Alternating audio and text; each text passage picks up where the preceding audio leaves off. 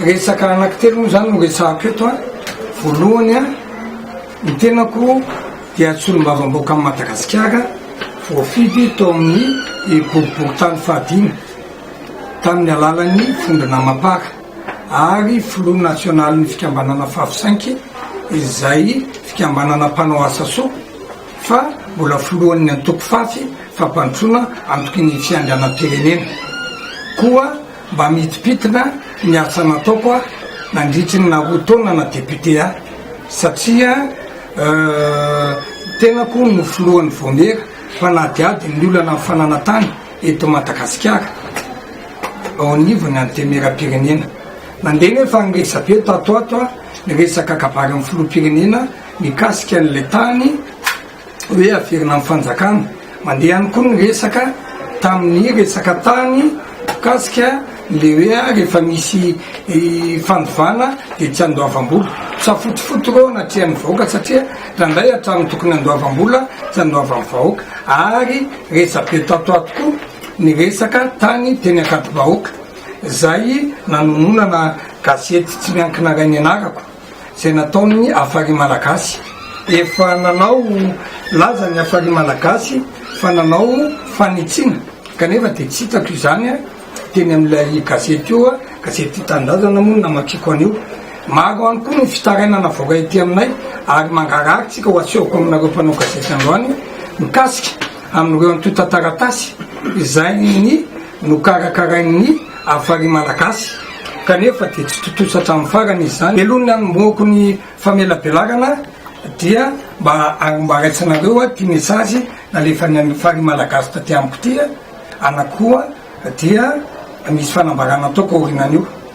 Nahazo mesazy tany amin'ny Afary Malagasy ny tenako: bonsoir, resaka filatexa eo Ankadivahoaka sy nansana.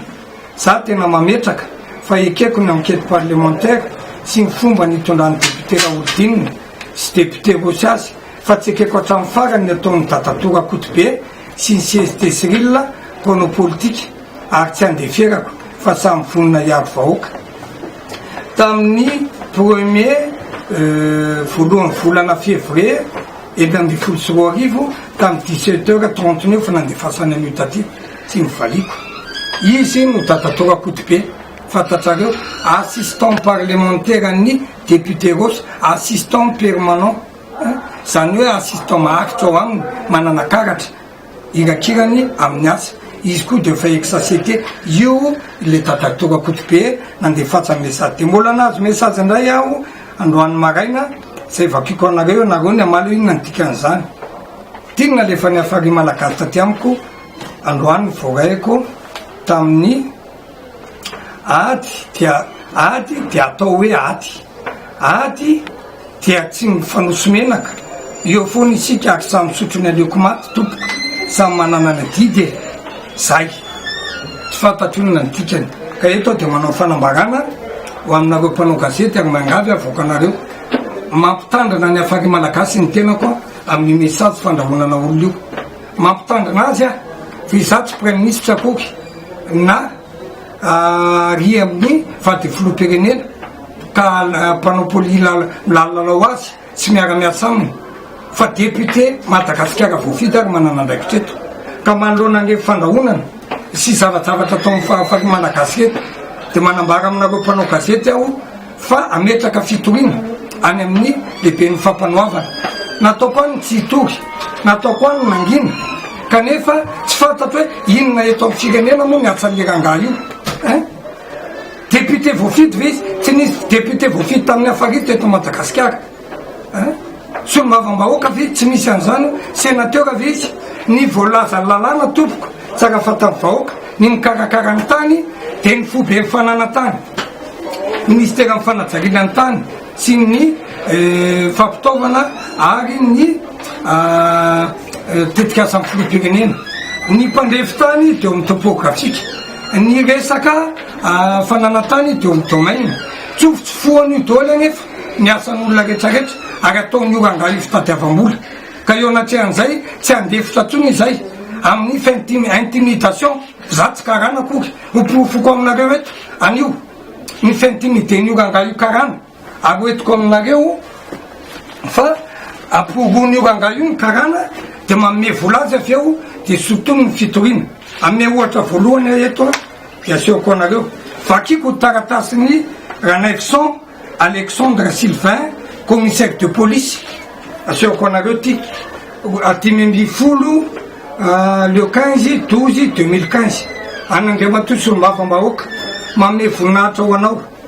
nalefako manatona anao ity fianakaviako ity fa manana olana ny tany ka mbotikely mba miavitra sady sahira nefa dia nambakain'ny olona nanatona ny afary malagasy izy laha ny vola fotsiny fa izy indray no nataon'ny président ny afary malagasy toy ny olona tsy misy dikany miangaha fanampiana avy aminao arak'izany atao misaotra indrindra Ranefson Alexandre Sylvain commissaire de police noho ny fihavanana de natsoko ny afary malagasy tonga teto amiko io olona io zay nahazo fitarana an'io tomany teto fa nangalan'ny afary malagasy vola 800 000 francs nangalany vola miangalana huissier avy eo vola lany no raisiny tamin'ny vozo ny lehilahy io ary navokany de teneny hoe ty ny vola be avy eto anareo mpanao gazety de manatona ny commissaire fa nampanatsomy commissaire ny filohan'ny afary malagasy miaraka tamin'ny secrétaire généralny dia navery le vola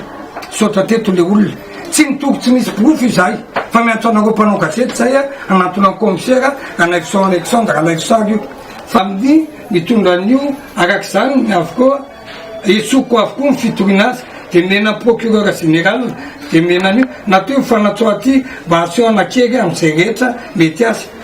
eo fa ono fa ny afary malagasy nga no victime tamin'ny fanotofana tany nataon'io akibaraly io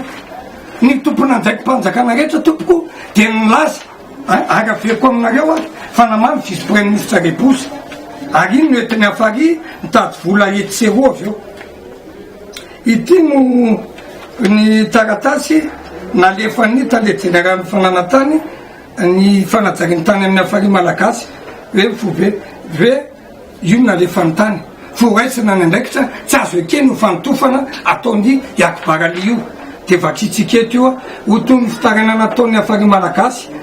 tamin'ny 11 septembre teo mampafantatra anareo ny fanapakevitra mba hahafahan'ny tompona andraikitra mandray fepe tokony raiky fambaitiny sisisa ndazo de ny fidinina tenytena fobiakapobe miaditsiny sisa dia zao fitinina fotony zao dia to tamin'izao ty zany napetrany teo nitatitra rehetra fa tsy azo atao io fa ny taratasy ministre Rebouza sy ny commune no asehoko aminareo tao manaraka tamin'ny resaka akibaralia zay reo zany intimidation ataon'ny afary malagasy amin'ny gazety la nareo rehetrarehetra le karana de mipotsaka avy eo le karana de istoniny ny fitorina reto dossier reto de omeko ny lehibe mifampanoavana omeko ny bianco ary molitoro manokana koa amin'ny menasy ataon'ny afary malagasy eto ka za de miangavy anareo mpanao gazety rehetra mba rehefa misy vaovaovokany afary malagasy dia mba mamakafaky anareo vao mamoaka satria ndrandray anareo mpanao gazety no ataony fitaovana mba intimiden'olona angalany vola vakiko aminareo hitaratasiny vice premier ministre Rebouza laza fa tokony ho avana io fanotofana tany nataony akibaraly io ary meko molo vakitsiketo koa nefa fanapakevitra no raisin'ny fivondronana ny taliany sampandaraha ara-pitsarana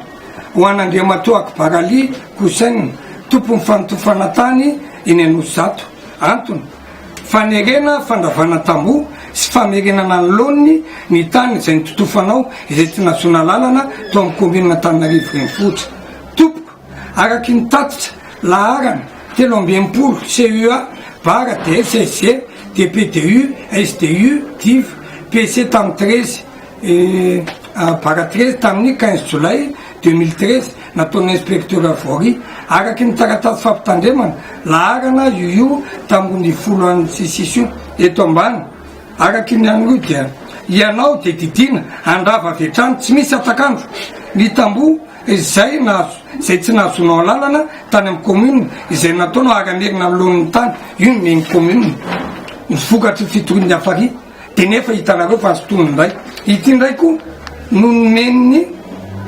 ny fanapakevitra avy amin'ny vice-premier ministre Refoboza tamin'izany Antananarivo le 23 octobre 2013. Le vice-premier ministre chargé du développement et de l'aménagement du territoire, numéro 329 par 2013 VPTAT par CAP. Objet, réponse à la plainte de l'association Fari contre les travaux de remblaiement 6 dans le Fouktani Tanoussat Ouest par sa lettre numéro 309 par PRA aussi par Fari MLC 2013. Monsieur le Président de l'association Afari Malakas, suite à la plainte de l'association Afari Malakas contre les travaux de remblaiement de terrain 6 à Noussat Ouest effectué par M. Kouassen Akbarali, vu le constat des lieux effectué par une commission dirigée par le DGAT le mardi 17 septembre 2013, puisque ces travaux n'ont pas fait l'objet d'une autorisation délivrée par les autorisations administratives compétentes conformément au texte en vigueur. De par ces constats de la commission citée ci-dessus a avancé les propositions suivantes. Ordonner le promoteur des travaux de remblaiement à remettre en état les lieux avant la saison de pluie. Recommander la PIPA à porter cette affaire devant la justice. Ces propositions reçoivent mon accord Refoboza juillet. Zany tompoko fanapakevitra rehetra natao amin'ny karana io. Azonareo de nefa io zavatra natao io aveo a de nesosorony Afari fotsiny rehefa nahazo fanampiana tamin'io karana io izy de amin'izao fotoana zao isy le karana io indray no raitra kombakomba zany hoe Akbarali sy ny Afari latsa-pinamana iverina amin'izay tsika akady-bahoaka inona ny zavatra nataon'ny Afari to akady-bahoaka averiko aminareo no nidina teny akady-bahoaka voalohany io ny fandrerana trano teny seoko anareo rehefa niantso anay valaiko sary kely rehefa niantso anay ny vahoaka manjato petraka teny de nidina teny iny tenako na teny amboribory-tany fatimy azy eo ny sary aseoko anareo fa tsy olona ray na olona roa fa ireo olona be de be ireo aseoko anareo ny signature ireo no nangataka aminay hoe vonjeo zay monsieur le député vonjeo zay fa azeran'olona ny tranonay sy ny sisa rehefa nandeha zay zavatra zay dia nanao an'ity résolution ity tamin'ny misy lalàna ao aty tsy voalaza lalàna mihitsy no terany Afari jereo tsara dia nanao an'ity ity zay proposition de résolution 2014 tendant à la création d'une commission d'enquête parlementaire sur les problèmes fonciers à Madagascar. Zany nanao an'io de tiako milaza aminareo fa député efa mahery ny 20 reny no nanao an'io nanao sony ary lany somatsara izany dia natsangana ny commission d'enquête. Ny commission d'enquête tompoko dia ara-dalàna ary io commission d'enquête io dia efa nahitana ny vokatry ny fanadihadiana de asehoko aminareo inona aby vokatry vokatry fanadihadiana nanoratry izay tany amin'ny fobe mifananatany hoe aniza marina io tany io akady-bahoaka io ity ny taratasana le fanahitany seoko anareo de ireo ny valina valiny tany amin'ny domaine seoko anareo fa tiako fotsiny fa lava le directeur général des services fonciers a monsieur Raoul Dinanay député à Madagascar redôly ny dossier rehetra fa rehefa mivakina ny dossier rehetrarehetra tompoko de tiako milaza aminareo fa ara-dalàna mahany filateksa le tany akady-bahoaka io le izy na midiny ray aman-dreny reo vahoaka be de be reo efa nanomboka tany amin'ny taona 20 ho amin'ny 9 tany hoany fa le vahiny taty zay ny valiny tany tsy nisosoko fa parcelle roa ihany tsy amin'ny filateksa atao izay no ankety nataonay fa zay totaka taorinan'iny de nanao recoupement koa zay de natsonay ny filateksa meo ny taratasinareo hoe fanaraka le any amin'ny domaine ve io ny taratasina lefany avy any amin'ny filateksa voarainay tsara de nitovy le izy de teo anatrehan'izay de anao tatitra izay eo amin'ny fivorimbeny antemera-pirenena indisa nefa fa nisy olana kely tao satria nisy le décience reny de tsy nahazo fotoana mihitsy izay teo indray nandidika ny tetibola fa amin'ny volana may zao no taterahana teo anelan'elan'izay tena anatona anay rehefa vahoaka reo ny fils de présence asehoako anareo nanontany hoe inona vokatry le enquête de menay hoe mbola anao tatitra any amin'ny antenera-pirenena izahay fa nytianay no milaza fa reo ngay aman-drenanareo reo nyphotocopie ny karapanondrona ary ty koako milaza aminareo fa ato anatin'itya de misy CD ny filatex nandraisangeo vahoakareo vola azo menanareo zany amin'ny manaraka nanay film le olona nandray an'le vola vidin'le tany fa le olona koa misy fetsifetsy amidin'le tany fa tsy miala izy na izany naty zany anefa de tiako ny mampafantatra anareo fa tsy mipetrapotsiny izahay izay député zay lazain'ny afariva hoe tsy mila mpanao politika iny eo tsy mila izay mpanao politika no nitadiaviny vahoaka teo de tiako milaza aminareo fa atosary izahay miaraka tamin'ny président Rajoelina mialatsiny ranonona no nanome vary ray cantonnaire zao amin'ireo vahoaka nanareo tsy nisy afary taona ray ary seoko anareo tsy nisy afary taona ray azy reo ny vary menay no menay tranonay daholo reo olona rehetrarehetra reo mpanao politika nanampy tao tompoko taoko lala tena ravololomanana taoko ny tima nanome botifotsy fa ny afary de tsy nanome nininina tao fa mampangotsoka an'ireo olona reo fotsiny reo daholo natao reo vahoaka manjato aseoko anareo a nandray anay tao endranosana ndray miresahatsika ity no navoakan'ny afary malagasy tamin'ny gazety korea tamin'izao fotoana zany seoko anareo de hoe tsika mibovo izay no natonga anay sy anymesio anay nazavady aloha fa naina ny tompony ilay nouvelle korea sisisy fandiniky lalina zay mirahalahy ary ampirahalaina fionana tsy voarin'ny député ny vahoakany itony fandravana trano eny anasana mbola tsy hita mazava sao zay vita sombavambahoaka sy mipanadyady fananatany eny antenera-pirenena fikambanana ka fikambanana sonombelona fary no nitarainan'ireo trabony de tiako milaza aminareo fa hatraminy voany ty gazety ty fa hatramin'izao tompoko de mbola tsy nisy tranona zera tena nanisana de takery iny afary inge tsy notery inona moa ny diplôman'io rangaly io tsy nianatra domaine io fa de tiako no milaza aminareo fa io navoaka ny gazety korea io de ampafantatra aminareo ny fomba ofisialy fa reo trano saika nazaina de efa vita mutation reo ny anaran'le olona une certificat de situation juridique zay lazain'ny afary fa tsy voako le olona fa lany ny afary fotsy volan'ireo naka vola tamin'ireo vahoaka reo ny afary tompoko nanaovana conférence de presse tao amin'ny larotondy hoe felaka ho amin'ny mpanao gazety nitetana eo 4 millions FMZ de namoaka an'ity izy de ampisehoako anareo a fa situation juridique tamin'ny 29 janoary 2016 de manamarina fa efa voasoratra amin'ireo vahoaka reo ny tany amin'ny juridique ray ny anaran'le tany de nataondra hoe fandresen'ny tanàna borina sisa natao reo daholo ny anaran'le olona faharoa ny anankiray le tsakakelina de natao hoe fanantenany madinika satria madinika reo juridique rehetrarehetra ary le tany fanasana tomobile io dia noraisiny natolotsy reo vahoaka reo a horaisiny mpanao asasoa fafisainky zay tareako dia nampidirana rano mitetana ho tapitrisariary ary anaovana bassin mitetana folo tapitrisariary zay volaposiko ny anao azy ho atsoko anareo re vitokana azy zany eo reo mpanasa tomobile sy mpanasa lamba eny amoron-dalana ireo zay manasa angamy maloto manomboka ho avy eo volana vitsivitsy de manara-penitra fa tsy mandovo rano any ny alohany fa fitaovana rehetra manara-penitra fanasana tomobile bassin sisisa de volako zany antoko azy mitetina eo amin'ny 60 millions moatriny eo zany ny vola ho atolotro an'ireo atolotro mpanao asasoa ka eto zany de amaly amin'ny manona ifaly io no navoakanao article de mifaizy ianao fa io tompoko ny juridique fa voarina olo dinina vahoakany ako atao borina tsy hoela ary anao baly populaire eny izahay efa ho taona vo mipetraka ny filoham-pirenena zany no anisany nanoana azy de efa niteny aho hoe fa ao iolana amin'ny fananantany io ataovy gratuit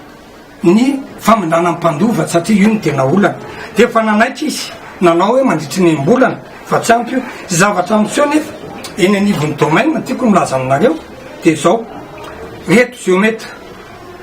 expert reto maka vola be loatra ny fanjakana manamaivana hoe raha misy amendra-mpandofa fa rehefa mandeha le partage